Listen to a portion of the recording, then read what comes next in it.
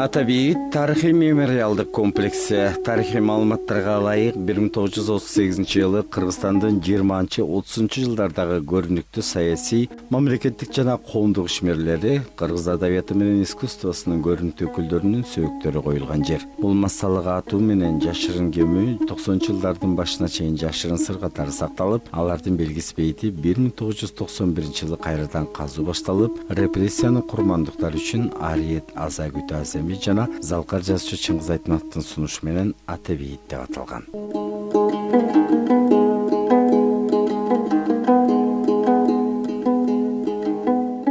1938 жылы 5 ноябрдан 7 ноябрга чейин 138 адам атылгандагы бул жердеги Чоң Таштагы НКВДнын санаторийиндеги ошол жердеги кыш бышыра турган заводдун чуңкуруна көмүлгөн.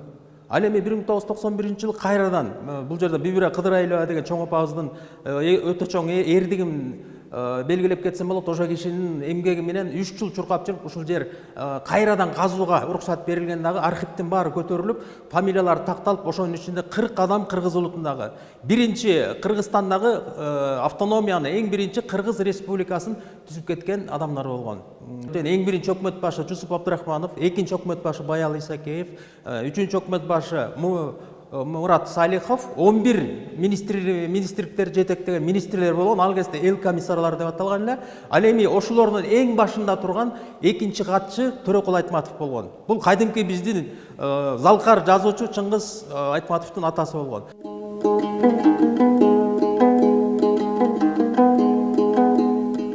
Акшула балдар хору Чыңгыз Айтматов атындагы жаштар сыйлыгынын ээси. Быйылкы Залкар жазуучунун 90 жылдыгынын урматына келечек муундар билиш үчүн мектеп окуучуларын ата бейит комплексине алып келип, алгач жалпы курман болгондорго багыштап Куран окулуп, Айтматовдун айкелине гүл коюшуп, Чыңгыз атанын жок тогошогун аткарышты.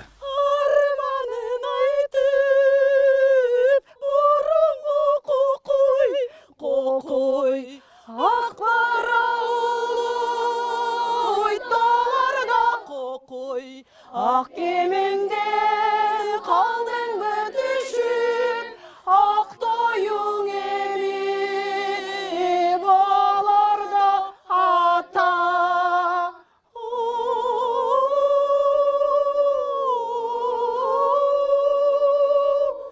Ата бейит тарихи мемориалдык комплексиндеги репрессия курмандыктары жана Залкар жазуучунун өмүрү жана чыгармачылыгы камтыган музей орун алган. Акшуланын балдары тарыхый жайга кирип, улуу инсандын өмүрү жана элине жасаган эмгектери, ошондой эле Залкар жазуучунун чыгармалары менен таанышты. Касым Тыныстанов чоң атабыз эне тил түзгөн. Ошол эле убакта 26-жылы Илимдер академиясын түзгөн, Орто Азияда биринчи, өзү жетекчи болгон. Эң биринчи элге билим берүү министри болгондагы ошол эле убакта эң биринчи Орто Азияда жогорку окуу жай, институт культурного строительства деген түзүп, 3 ишти бир убакта алып кеткен адам болгон. Чыңгыз атабыздын жакшы да бир насааты бар да. Сен дейт, мекеним мага эмне кылды деп эсептешпей, мен мекеним эмне иш кылдым деп, жүрөгүңөрдө бир ушундай бир мыкты ой болсо, силерге Кудай таалам бере берет. Мына Чыңгыз атабыз өзү 8 жыл зооветеринардык атиске окуду да. Дүйнөнүн көп өлкөлөрүн кыдырып келген Акшула балдар хору элибиздин сыймыгы. Тестер балдардан тартып мектеп окуучулары Залкар жазуучунун чыгармаларын жана каармандарын жакшы билишет. Шундан 2 күндөн кийин айыл арасында иттер өрүп, кишилердин өндөрү угулуп калды. Курсы düşөн айылды үймө-үй издеп, балдарды окууга чогултуп жүргөн экен. 10 чакты баланы тобу менен ээрчите жүргөн düşөн берки үйдөн аркы үйгө, аркы үйдөн берки үйгө аралап жүрүптүр.